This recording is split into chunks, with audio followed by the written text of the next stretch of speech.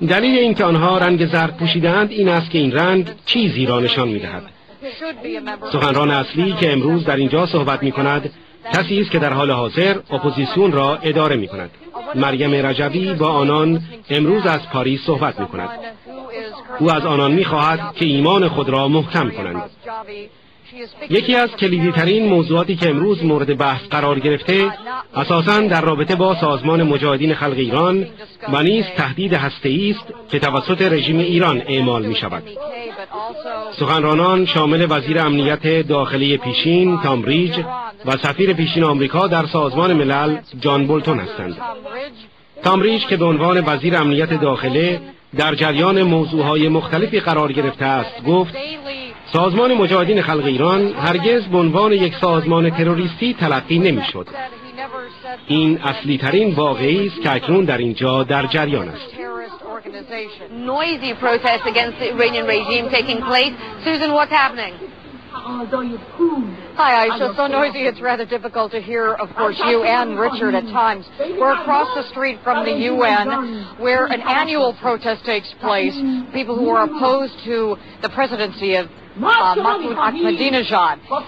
This year being no different, people dressed in yellow mainly are supporters of MEK, and a lot of the speakers who are here today are talking about trying to get that organization removed by the United States as a foreign terrorist organization, arguing in part that other countries, including Great Britain, have already done so.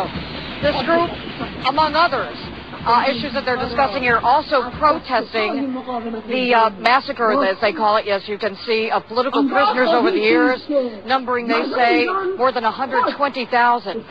As you can also see on the sidewalk here, there are photographs of President Ahmeddi Nژاد, and people have been stomping on them to show their displeasure. Obviously, they don't like the fact that he is allowed to speak at the UN today, don't think that his presidency, his regime, should be a member of the UN General Assembly. The reason they're wearing yellow is that is the color that represents them.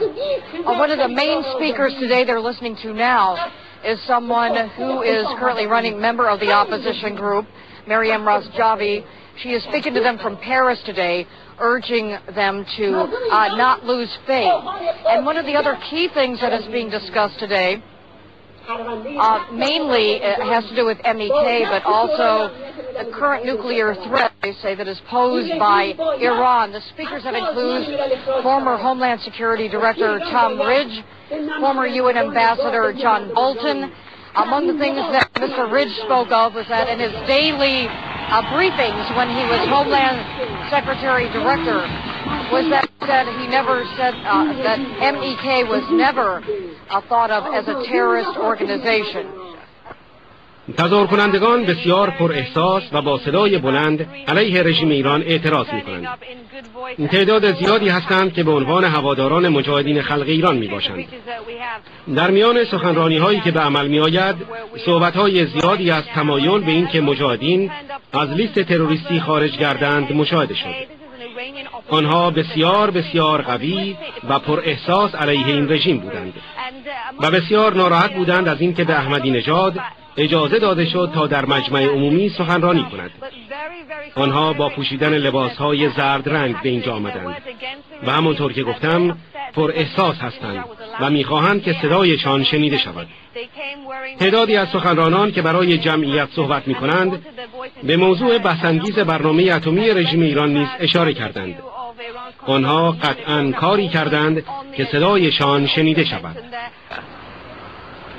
Absolutely, very, very noisy indeed. About 300 people or so turning up in good voice and full of passion to protest against the Iranian regime. I want to show you some pictures that we have from the scenes as they played out a short distance from where we are right now. And a lot of people who turned up, supporters of a group known as MEK. This is an Iranian opposition group that's actually on the U.S. State Department's list of terrorist groups.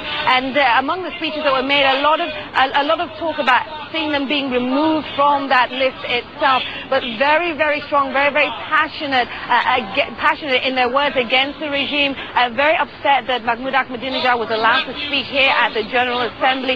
They came wearing their yellow, as I say, they came and they were passionate and they wanted their voices to be heard. A number of speakers addressing the crowd, the issue of Iran's controversial nuclear program also on the agenda, of course, and also mentioned there